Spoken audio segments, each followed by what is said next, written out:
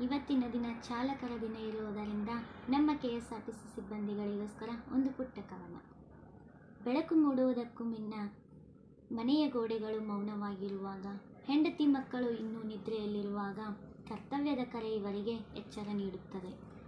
ಮೌನವಾಗಿ ಬಾಗಿಲು ಮುಚ್ಚಿ ಹಿಂದೆ ತಿರುಗಿ ನೋಡದೆ ಹೊರಡುವ ಹೆಜ್ಜೆಗಳು, ಕುಟುಂಬದ ಪ್ರೀತಿಯನ್ನು ಎದೆಯಲ್ಲಿ ಇಟ್ಟು ರಸ್ತೆಯ ಮೇಲೆ ಜವಾಬ್ದಾರಿಯನ್ನು ಇಳಿಸುವರು. ಬಸ್ಸಿನ ಸೀಟಲ್ಲೇ ಅವರ ಕೆಲಸವಲ್ಲ, ಅಲ್ಲೇ ಅವರ ಬದುಕು ಆರಂಭ. ಸ್ಟೇರಿಂಗ್ ಹಿಡಿದ ಕೈಗಳಲ್ಲಿ ಸಾವಿರಾರು ಜೀವಗಳ ಭರವಸೆ ಅಡಗಿದೆ.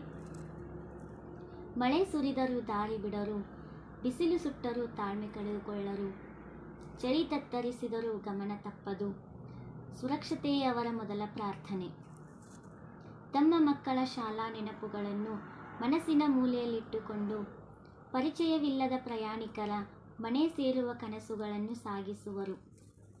ಹಳ್ಳಿಯಿಂದ ನಗರದವರೆಗೆ ಓಡುವ ಬಸ್ಸು ಕೇವಲ ವಾಹನವಲ್ಲ, ಅದು ರೈತನ ಬೆಳೆ, ಕಾರ್ಮಿಕನ ದುಡಿಮೆ, ವಿದ್ಯಾರ್ಥಿಯ ಭವಿಷ್ಯವತ್ತ ನಂಬಿಕೆಯ ನಾಡಿ. ಹಬ್ಬ ಹರಿದಿನ ಬಂದರೂ ಅವರಿಗೆ ರಜೆ ಇಲ್ಲ. ಮನೆಯ ದೀಪ ಬೆಳಗುವುದಕ್ಕಿಂತ ರಸ್ತೆಯ ಸಿಗ್ನಲ್ಗಳು ಮುಖ್ಯವಾಗುತ್ತವೆ.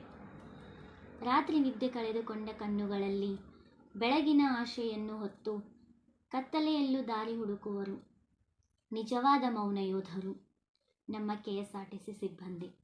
KSRTC ಎಂಬ ಹೆಸರಿನ ಹಿಂದೆ ಶಿಸ್ತು, ಸೇವೆ, ಸಹನೆ ಇದೆ. ಪ್ರತಿಯೊಂದು ಸುರಕ್ಷಿತ ಪ್ರಯಾಣದಲ್ಲೂ ಅವರ ಬೆವರಿನ ಮೌನ ಸಹಿ ಇದೆ. ನನ್ನ ಎಲ್ಲ ಪ್ರೀತಿಯ KSRTC ಸಿಬ್ಬಂದಿಗಳಿಗೆ ಚಾಲಕರ ದಿನದ ಹಾರ್ದಿಕ ಶುಭಾಶಯಗಳು.